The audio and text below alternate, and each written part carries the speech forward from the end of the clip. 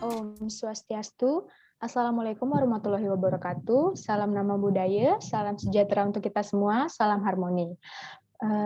Perkenalkan, kami dari kelompok 4 akan mempresentasikan materi tentang sistem informasi manajemen, yaitu mengenai isu sosial dan etika dalam sistem informasi manajemen. Sebelumnya, izinkan kami untuk memperkenalkan kelompok kami terlebih dahulu. Dengan anggota kelompok, yaitu yang pertama adalah Ikomang Bayu Artajaya dengan NIM 2017051034. Yang kedua adalah Kadek Gustia Loka, yaitu dengan NIM 2017051041. Saya sendiri, Gusti Ayu Madi Widya Santika dengan NIM 2017051047. Selanjutnya ada Luh Parsini Dewi yaitu dengan NIM 2017051055, dan yang terakhir adalah Kadek Cynthia Ananda Safitri dengan NIM 2017051062. Nah, pada kesempatan kali ini kami akan membahas subbab yang terdiri dari yang pertama adalah memahami isu etika dan sosial yang terkait dengan sistem informasi. Yang kedua adalah etika dalam masyarakat informasi. Dan yang ketiga adalah dimensi moral dalam sistem informasi. Langsung saja untuk materi yang pertama akan dibawakan oleh teman saya. Baik, materi yang pertama yaitu memahami isu etika dan sosial yang terkait dengan sistem informasi. Etika adalah sebuah prinsip benar atau salah yang digunakan seseorang yang bertindak terhadap perilaku moral yang bebas untuk membuat keputusan untuk mengarahkan perilakunya. Permasalahan etika dalam sistem informasi telah memberikan desakan baru dan semakin maraknya penggunaan internet dan perdagangan elektronik. Isu etika dalam sistem informasi menjadi sesuatu yang baru dan penting dengan munculnya internet dan e-commerce. Sistem informasi memunculkan pertanyaan etika yang baru bagi individu maupun masyarakat, karena sistem informasi menciptakan kesempatan untuk perubahan sosial yang besar serta berpotensi mengancam dan distribusi kekuatan, uang, dan kewajiban yang ada. Adanya perkembangan teknologi, informasi dapat juga digunakan untuk mencapai kemajuan sosial yang memberikan berbagai manfaat, tetapi juga dapat menimbulkan kerugian seperti adanya tindakan penyalahgunaan informasi, cybercrime, mengancam nilai dan norma sosial.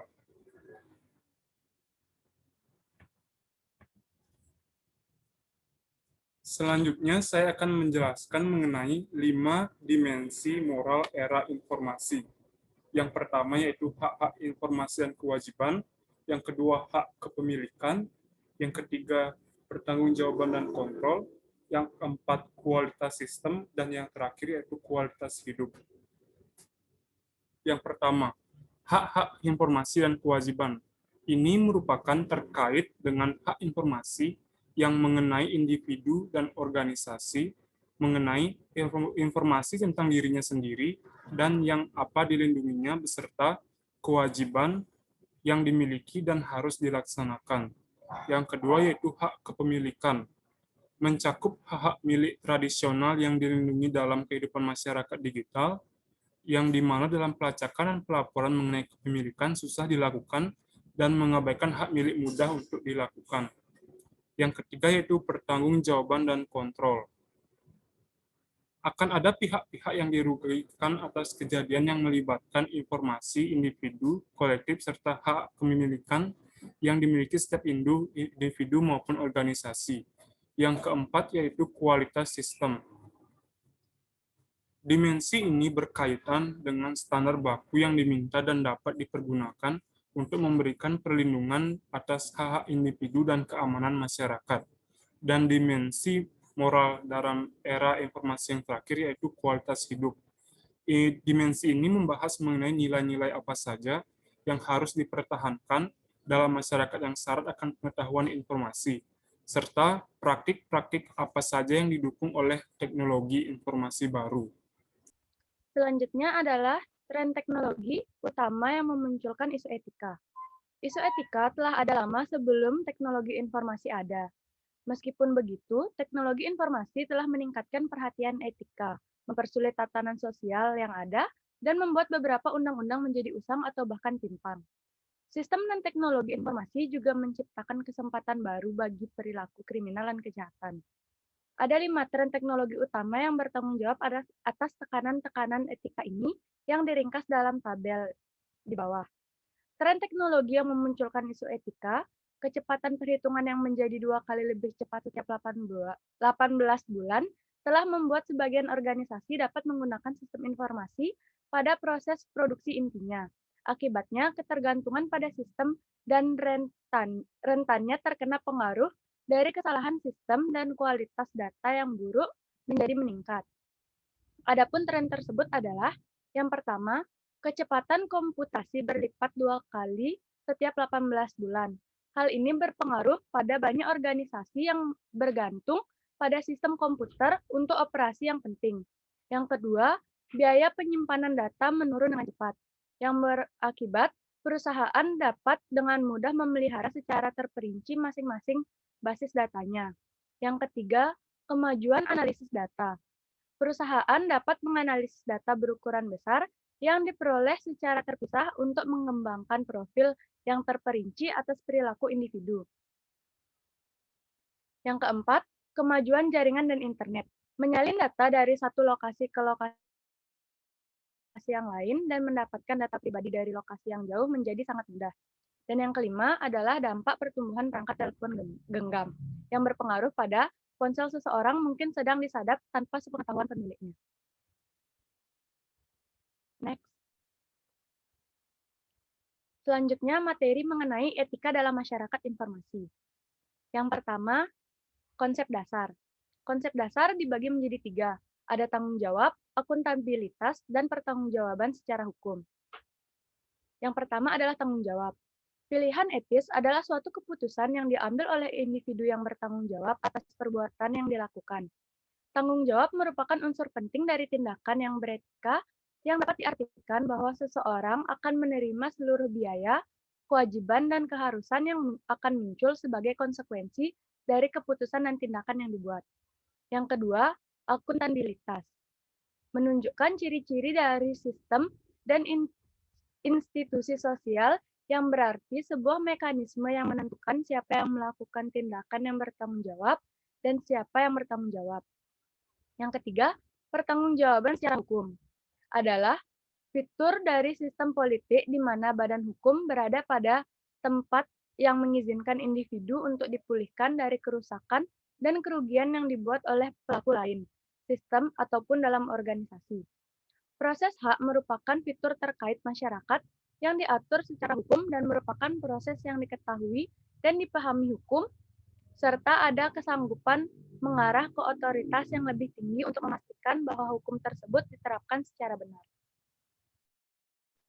Baik, terima kasih atas kesempatannya. Selanjutnya saya akan menjelaskan materi mengenai cara menganalisis nilai etika.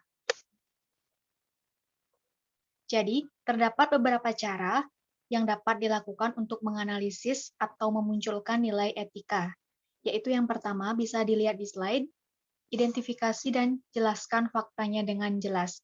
Maksudnya, dalam hal ini, temukan siapa, untuk siapa, kapan, dan di mana, bagaimana suatu tindakan tersebut dilakukan.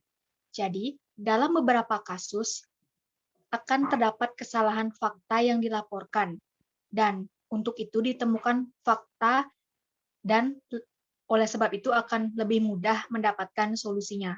Nah, dalam hal ini akan dibutuhkan keterlibatan pihak-pihak tertentu yang bertentangan dengan dilema etika akan membantu untuk menyetujui fakta-fakta yang didapat. Kemudian yang kedua, ada definisikan konflik atau dilemanya dan identifikasi nilai-nilai luhur yang terlibat. Maksud dari analisis ini yaitu isu-isu etika, sosial, dan politik selalu mewakili nilai-nilai yang lebih tinggi. Kelompok yang berkonflik akan menyatakan atau mengusung nilai yang lebih tinggi.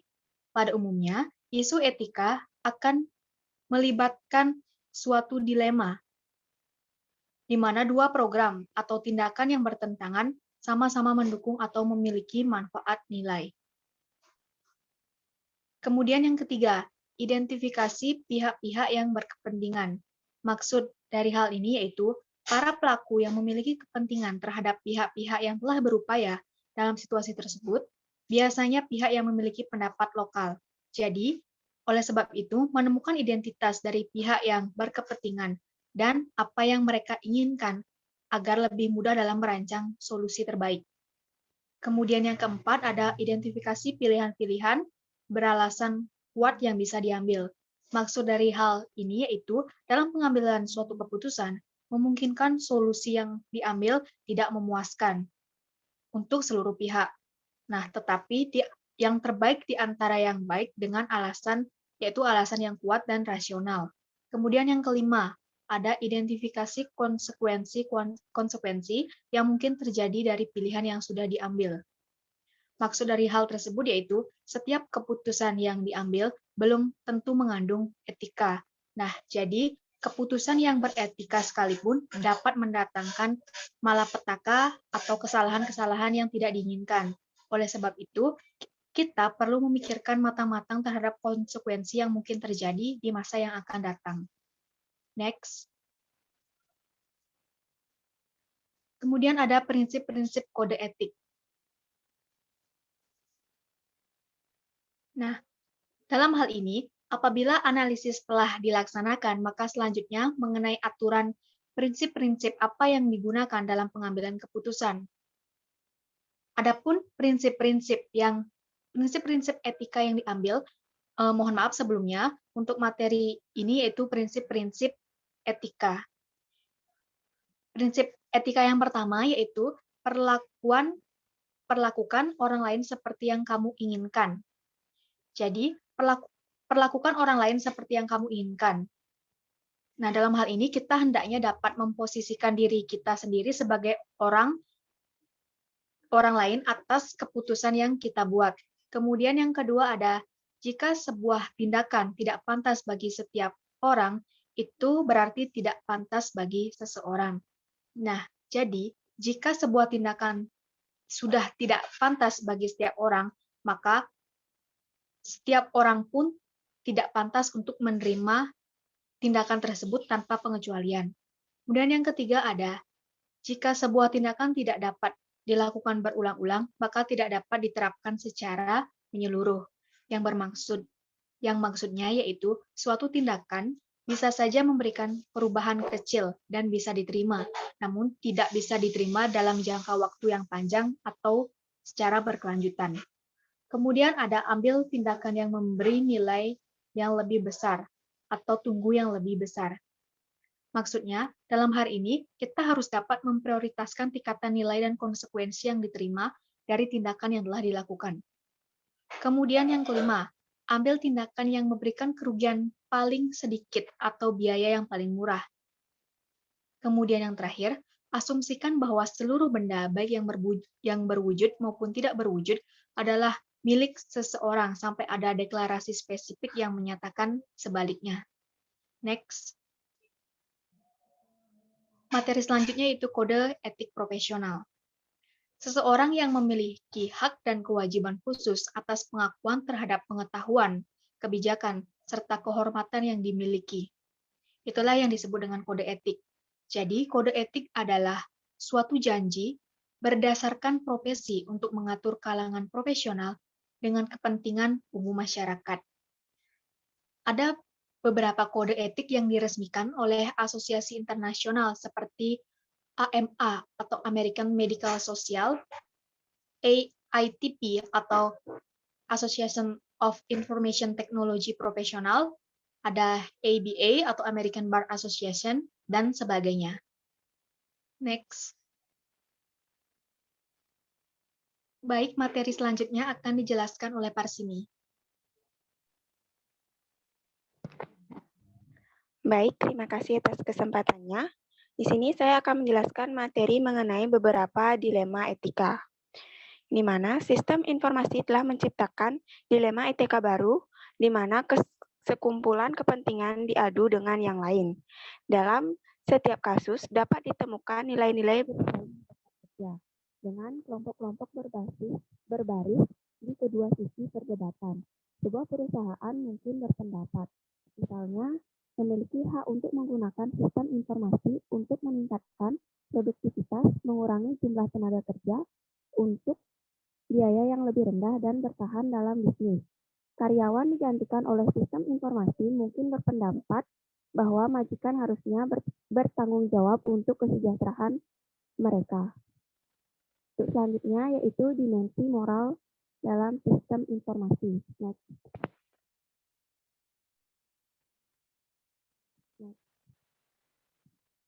Hak informasi, privasi, dan kebebasan di internet. Privasi merupakan klaim individu untuk dibiarkan sendiri, bebas dari pengawasan atau gangguan dari individu atau organisasi lain, termasuk negara. Teknologi informasi dan sistem mengancam klaim individu untuk privasi dengan membuat invasi privasi murah, menguntungkan, dan efektif. Next.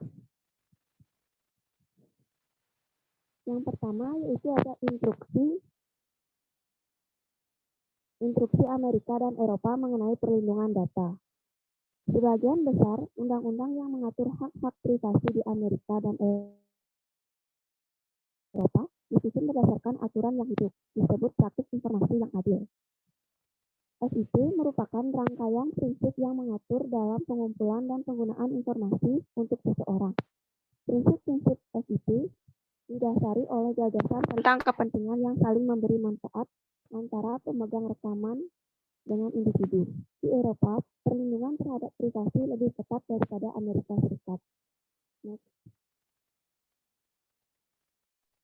Adapun isi dari informasi praktis, yaitu informasi tersebut harus bukan dari sistem catatan personal dan merupakan rahasia. Yang kedua, yaitu individu memiliki hak atas akses, pengawasan, peninjauan, dan merubah pada sistem yang memuat informasi tentang mereka. Yang ketiga, yaitu tidak ada penggunaan informasi personal untuk tujuan tertentu, kecuali dengan izin sebelumnya. Yang keempat, yaitu manajer sistem bertanggung jawab atas kerusakan yang terjadi karena sistem untuk reliabilitas dan keamanan. Yang kelima, yaitu pemerintah memiliki hak untuk campur tangan dalam hubungan informasi antara pihak swasta. Yang kedua yaitu tantangan internet terhadap privasi. Internet memperkenalkan teknologi yang memunculkan tantangan baru dalam perlindungan privasi individu yang tidak dapat diselesaikan dengan SIP. Informasi yang dikirim melalui jaringan yang luas ini akan melalui beberapa sistem komputer yang berbeda-beda sebelum sampai pada tujuan akhirnya. Setiap sistem tersebut akan mampu memonitor, menangkap, dan menyimpan komunikasi yang melaluinya. Kemudian, sebuah web dapat mengetahui identitas jika pengunjung dapat sukarela mendaftarkan diri untuk membeli produk atau jasa, atau untuk mendapatkan jasa gratis seperti informasi. Sebuah web juga dapat memperoleh informasi tentang pengunjungnya tanpa diketahui, yaitu cookie. Cookie merupakan file kecil yang tersimpan dalam hard drive komputer ketika seseorang user berkunjung ke dalam web tertentu. Alamat email dapat dikumpulkan untuk tujuan penyebaran email, tidak diminta, dan pesan elektronik. Ini disebut dengan spamming, dan praktek ini berkembang karena biayanya yang murah. Selanjutnya, yang ketiga yaitu solusi teknik. Solusi teknik itu teknologi baru telah tersedia untuk melindungi user privasi selama berinteraksi dengan website. Sebuah tool dapat membantu user menentukan jenis data personal yang tidak diketahui oleh website, yaitu The Platform for Privacy Preference atau P3P. P3P mencakup isu etika, isu sosial, dan isu politik.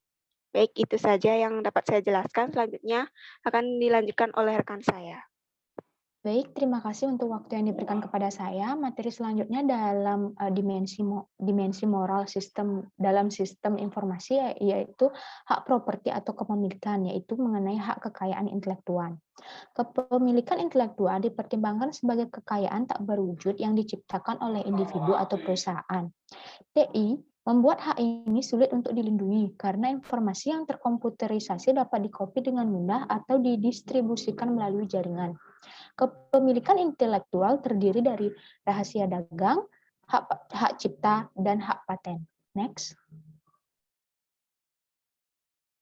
Yang pertama yaitu rahasia dagang. Software yang mengandung unsur baru atau unik, prosedur, atau kompilasi dapat dimasukkan sebagai rahasia dagang. Hukum rahasia dagang melindungi ide-ide yang sebenarnya dalam produk kerja, tidak hanya manifestasi mereka. Yang kedua yaitu mengenai hak cipta. Hak cipta adalah hibah hukum yang melindungi penciptaan kekayaan intelektual dari memiliki pekerjaan disalin oleh orang lain untuk tujuan apapun selama hidup pencipta ditambah 70 tahun setelah kematian tambahan penulis. Untuk perusahaan milik karya, perlindungan hak cipta. Yang ketiga yaitu hak paten. Sebuah paten memberikan pemilik sebuah monopoli eksklusif pada ide di balik penemuan selama 20 tahun. Maksud Kongres Hukum Paten adalah untuk memastikan bahwa penemu mesin-mesin baru, perangkat, atau metode menerima imbalan keuangan atas kerja mereka. Next. Selanjutnya adalah akuntabilitas, tanggung jawab, dan kontrol. Akuntabilitas merupakan ciri-ciri dari sistem dan institusi sosial. Ini berarti bahwa ada mekanisme yang menentukan siapa yang melakukan tindakan yang bertanggung jawab, siapa yang bertanggung jawab. Kemudian tanggung jawab merupakan sebuah elemen penting dari tindakan etika. Tanggung jawab berarti bahwa Anda menerima semua biaya, kewajiban, dan keharusan yang akan muncul sebagai konsekuensi dari keputusan yang Anda buat. Bersama Undang-Undang Kekayaan dan Privasi, teknologi informasi baru membawa tantangan bagi Undang-Undang Disabilitas dan praktek sosial untuk menuntut tanggung jawab perorangan. Masalah kewajiban terkait komputer secara umum sangat sulit untuk menahan produsen perangkat lunak bertanggung jawab atas produk-produk perangkat lunak mereka, seperti buku, terlepas dari bahaya fisik atau ekonomi. Secara historis, cetak penerbit, buku, dan majalah belum bertanggung jawab karena kekhawatiran bahwa kewajiban klaim akan menunggu hak amandemen pertama menjamin kebebasan berekspresi. Sekian presentasi dari kelompok kami. Apabila ada kesalahan, kami mohon maaf. Saya tutup dengan para mesanti. Om Santi, Santi, Santi, Om.